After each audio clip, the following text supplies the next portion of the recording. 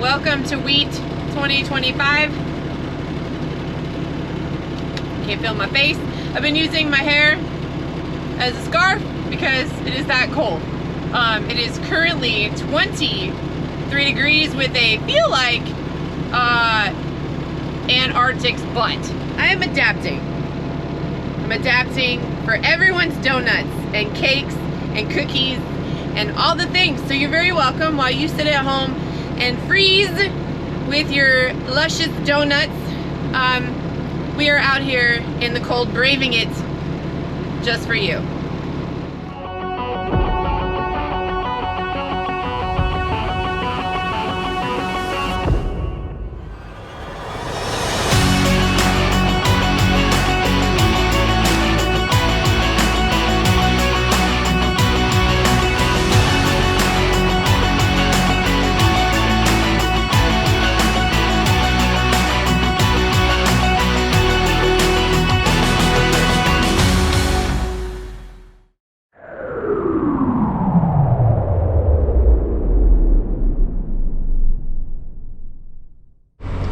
Been having some technical difficulties with my camera the past 2 days. You see I'm in a different outfit, but me and Kelly have been putting the nitrogen down and making our way, and I have come to a dead stop because of a surprise in the field. And let me put my mittens on and my heavy jacket on and I'll show you what I'm talking about.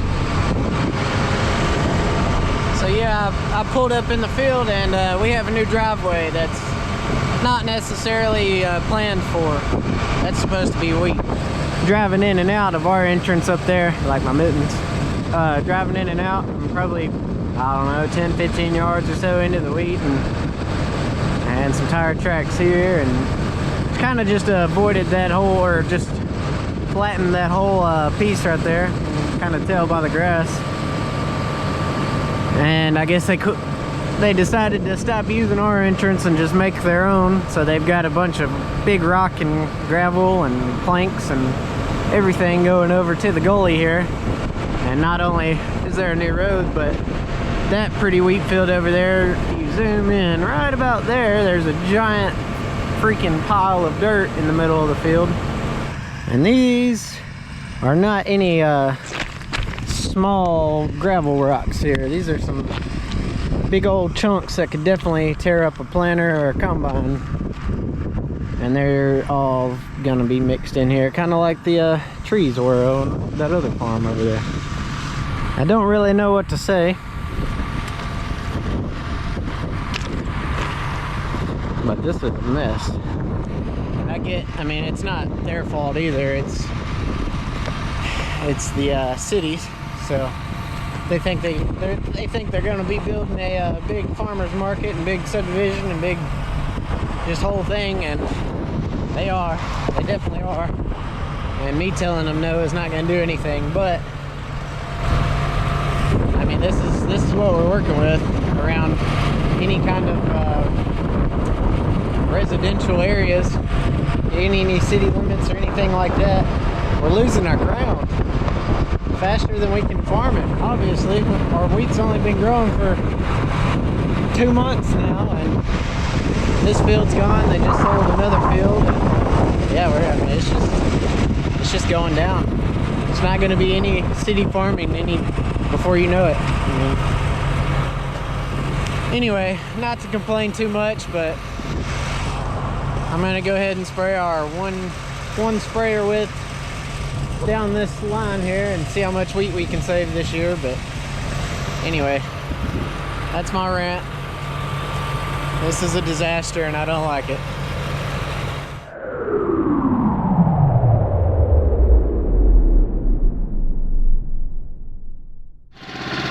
So we think we've got it dialed in now. I think the nitrogen's a little thick with it being so cold, or the flow meter's not working properly because it's so cold. But look how pretty it is. Look at this. It's the beginnings of your donuts and your cakes, and your cookies, and your pastries, all the good stuff. Look at that. Beautiful. We're still having problems with the motor, so I'm leaving it run for a minute or two. See if it'll maybe warm up a little better. We're still having to take top off and put a little bit of gas in the carburetor. We don't want to do that all the time. Don't ruin that. We got some things going on with the intake heater here.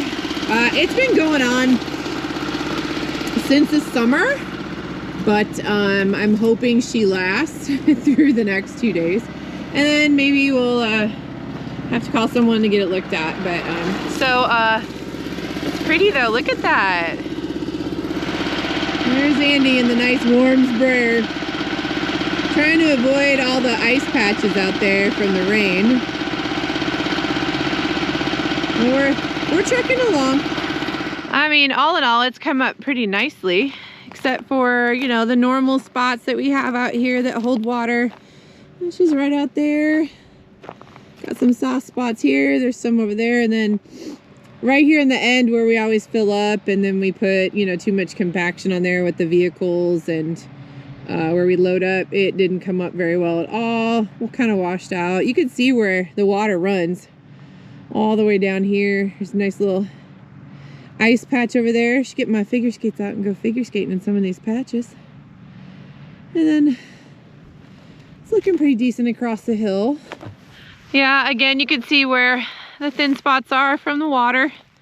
Coming down there, right here, all the way there. Got some, but Andy said it's looking real good on the back side. Well, it's coming close to the end of the day, but on our last field we've got a ice rink, so that calls for a skate break before it gets too dark.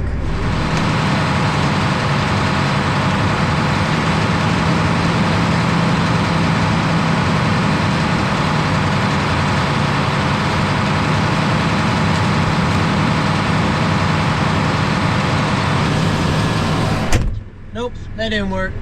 I got some spraying to do. Update on day 2. It is really, really, really cold. It is actually colder today than it was yesterday. So I've been trying to stay warm in the truck. Also been having some problems. That is becoming very, almost like a milkshake. So I'm having to keep the chemicals in the cab or they're freezing. It is 20 something degrees today. It is really cold. Plus the wind is whipping. So we're on our last 80 acres of the day. So while Andy and I have been rolling along nicely today, I'm just trying to stay warm and we're trying to keep things from freezing. Matt is in Madison County pushing up chicken litter piles. And then we had the bin fixed today. So that means probably tomorrow or Thursday we will go back to hauling soybeans. And then Friday night we leave for our vacation. I went home today for about an hour, and our house is still not done. I'm just hoping for a bathroom by Friday.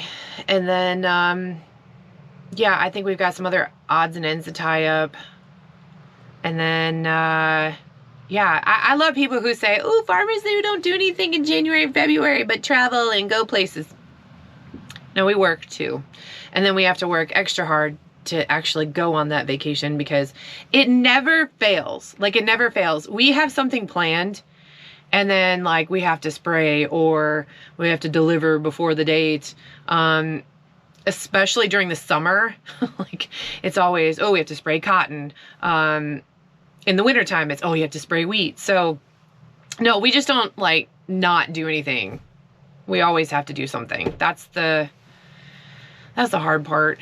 You just feel like you never actually have downtime because you're always go, go, go, go 24 hours a day, 7 days a week. But I'm grateful we don't have cattle because my friends who are cattle farmers right now are freezing their tushes off in like negative 60-degree wind chill. So my hat's off to them. I'm over here complaining about negative 20 and wind chills, and they're in like -60. It's just not, no. So we do like our beef though, thank you. When we get back from vacation, we're gonna have a lot of shop work to do, a lot of repairs, planter, tractors, combine, sprayer has to go back to John Deere. The intake heater on here needs to be looked at. She's been having problems for a while. I'm sure Matt's got a list about a mile long. And then after we get back, let's see, we get back from vacation, we'll have to repair. And then we're going to be at the National Farm and Machinery Show, and we will be there Wednesday, Thursday, Friday. I know we will be at the Acres booth on Friday. I do not have a time yet. We will also be doing a speaking engagement. I do not have the time for that either. It's going to be Thursday, I think, or Friday. I don't know yet. They have not decided. I do know for certain 100% we will be at the Acres booth on Friday. It will probably be like sometime after 11. And then we go home Saturday. So we're coming in Tuesday night. We're having dinner with some friends. And then Wednesday, see everything at the show. And then Thursday and Friday we'll be at 2 different booths. So we have a lot of friends coming, and I can't wait to see them all. Also, I have some special friends that are coming all the way from Australia, so we'll have to introduce you all to them, because I have been friends with them since pre-COVID, and COVID kind of ruined everything for us getting together. So now they are coming here with their company, and I'm super excited because I just can't wait to hug them. They're amazing. So you get to meet them, and then yeah, that's it for now. So Andy is finishing up these 20 acres. We got these to go, and then we're gonna be done. Well, that's the last of it. Just the last fill up of the fertilizer for right now, going on the wheat. It's cold out here. I don't know. I don't even want to look at the degrees, but it's probably a little too cold to be spraying nitrogen. Don't worry about that. Scratch that. It's never too cold to farm. I'm gonna say this before I get done, but all the tips are still on there, and this is gonna be the way Matt finds out. I broke 3 of them. We had 3 spares. Whoops. But yeah, we're on our last tips and last load right now, but it's cold, so let's get this thing loaded up and go home. I take that back. It's too cold to farm. Oh, it's cold outside. But anywho, we got filled up and got 450 gallons to finish up on this farm. And so we got everything all rolled up and ready to go. Alright, we just got Andy loaded up. Him and Kelly got done fertilizing the wheat yesterday, and not a moment too soon, because this morning they were carrying the sprayer back over to Tennessee tractor to get the work on it done that we needed to, and got about halfway there and sprung a massive hydraulic leak somewhere up underneath it. I mean, coming out a pretty good stream. But we was on the way to the dealership. I told them just pray that there's enough hydraulic oil in the reservoir to make it there, and sure enough, it made it there. So whatever that problem is, gets just added to the list down there. But things never work out that well for me. I mean, normally, it gone out, with like 2 or 3 fields left sometime late yesterday afternoon or last night, and we wouldn't have gotten done everything. So thank the good Lord, everything held together at least to get that done. So Andy's not going to do any holiday. Got some other odds and ends having him do around here today. So now that we got the truck loaded up, I'm gonna go ahead and get everything preloaded for tomorrow. And another reason we had to stop hauling was we had problems with our bin sweep. It just all of a sudden shut off and stopped working. Well, actually the motor didn't shut off, but it sounded like that the motor shaft was spinning down there in the gearbox, and this thing's still under warranty. So I called Watkins & Son, had them come out, because I ain't lifting that big old heavy motor off. But come to find out, there's a problem in the gearbox. Something on the gearbox has gone bad. So anyway, they got that fixed yesterday, so hopefully this thing is good to go, and hopefully that was just an aberration and not a sign of things to come with you know, this one in the future, and then the other one that we put in the other bin. Hopefully it was just an aberration and we don't keep on having problems out of this. But anyway, based upon what's in here, we got about 4 loads on this half, and then probably I don't know, 1.5 loads right here, and then probably one more, close to one more load there in the loadout bin. So we probably got somewhere between 6 and 7 total loads left to go. You hear that, Andy? Got about 6 to 7 total loads to go, and we got 2 days to do this. So one of them days you're gonna have to make four trips. So yeah, there's a lot more in there than I was kind of thinking there was. Yeah, so if you get up there and they holding stuff up, not loading on barges or whatever, just tell them to get their act together, get you dumped where you can get back and make 4 loads in one day. They start dumping it in the river. Yeah. Yeah, tell them you don't care where it goes as long as it comes out of the truck there. Yeah, because we got to get done with all this grain hauling by Friday. Kelly and I are leaving for next week, and we really need to have all these beans hauled.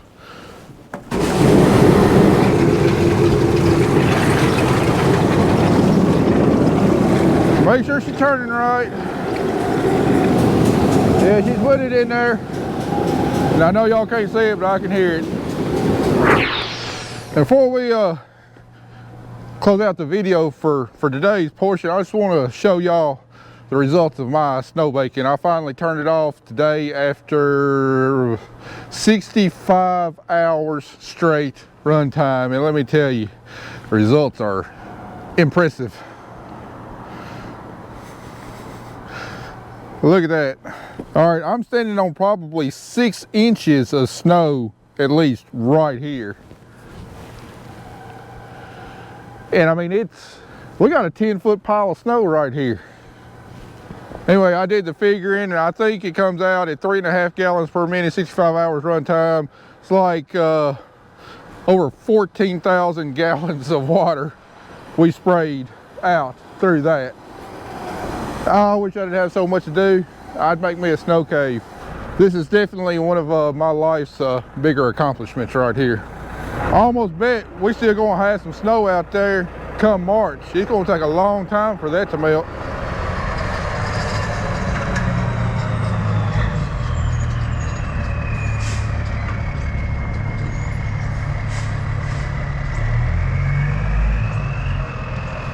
All right, good Lord willing, we're gonna get a couple of major projects wrapped up today and tomorrow. Hopefully today we get all the soybeans hauled, and hopefully tomorrow we finish getting all the litter hauled. Anyway, last night we got the last of the pile of beans out. Now all that's left is for the sweep to go around and clean up the floor. Our top marker up there hadn't tripped yet.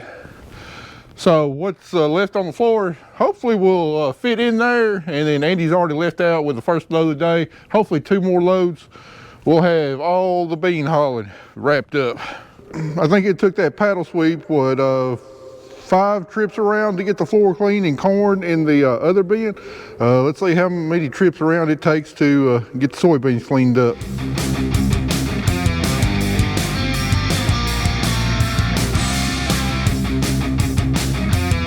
All right, all the grain is gone. Finally, the 2024 crop is in the books. Yeah, I had to get in there and help it out a little bit. There's just such a thick layer of dust there on the floor. I mean, paddle sweep is going to get the majority of the seeds, but I didn't want to leave all that dust on the floor. That just leaves a really good habitat for insects to get in. And when we put grain in there during wheat harvest or next fall, then you got insects already there that can infest the grain, and then you're talking about really got problems. So really want to try and get all that dust out of there. So we fit it all in the loadout bin, so 2 more loads to haul and she'll all be gone. Well, the cold weather sure was nice while it lasted, but now that ground is starting to thaw.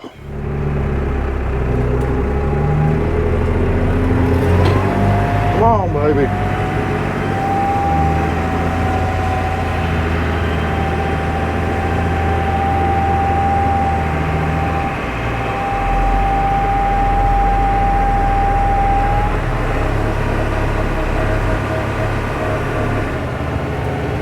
All right, come on, baby. Pull her up the hill.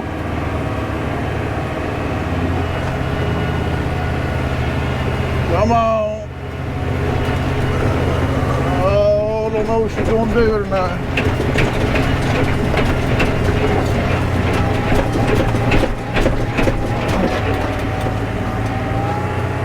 Woo! Might need to bring the big tractor next time.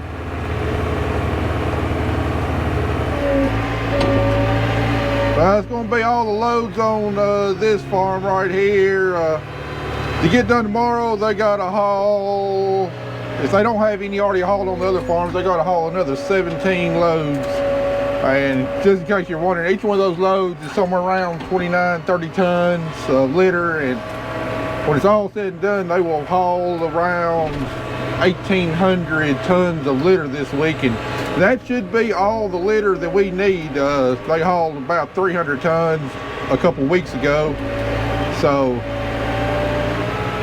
that ought to give us enough for about 2 tons of litter per acre on all of our ground. So thank goodness I was able to source it and everything.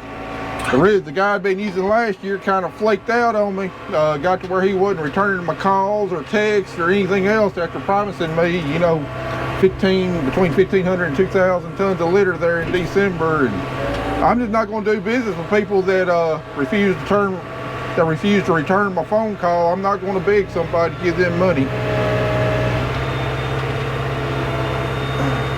But luckily I've got multiple contacts on the litter industry, and the guy right here is able to come through for me. Keep the price pretty reasonable. The price we're paying is $44 per ton for the litter, and then to have it hauled, which is, you know, it's about the going rate here in West Tennessee, you know, somewhere around that $28 to $30 per ton for the actual litter, and then, you know, it's around $14 to $16 a ton, just depending on how far it's got to come from. I think this litter is coming from about 30 miles away. Also, I want to let y'all know this video should come out before the farm machinery show there in Louisville, Kentucky, middle of February. Just to let y'all know, me, Kelly, and Andy will be there. We'll be there pretty much all week. I know we'll be there Wednesday, Thursday, and Friday. Might be there part of Saturday. And for the most part, we'll probably just be floating around, walking around, looking at stuff. I know there on Friday, we got 2 things going on at the Acres TV booth, and it'll be I believe it'll be located over there in the Agco part. So y'all up there in the show, love to say hi to y'all. Be sure to come up to us, say hi, whatever. Don't be shy. You know, we don't get very much opportunity to interact with the folks that watch the channel, and you know, trade shows are about the best opportunity we have. So like I said, we'd love to meet y'all.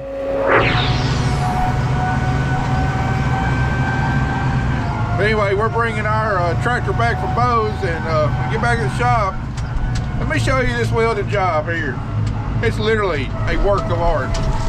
All right, y'all remember how broke off that mounting point for the 3-point hitch arm was? Look at that right there. I mean, it was broke off from here down to here. And now, I mean, that looks better than original. I mean, not only did he weld this ear back, but he also made a band. It goes from here all the way around there, welded it. And then he also did the same thing to the other side here. I mean, that is that's literally a work of art. You can put the Mona Lisa and this side by side, and guess which one I'm gonna stare at? This welding job right there. I'm plumb tickled with it. I mean, it's just fantastic. He did warn me because he said this some kind of porous cast material. He says it didn't weld as easy as what he had hoped it would, and he's unsure of how well it will actually hold, just because the weld's going to hold, but the weld to the parent material is what he's a little unsure of. He said he did the best he could, but there's a chance it could crack and break again, and as that happens, then we got to replace this whole back plate. But for right now, it looks mighty good to me. But the real test will be when we put that sucker back on there this coming fall.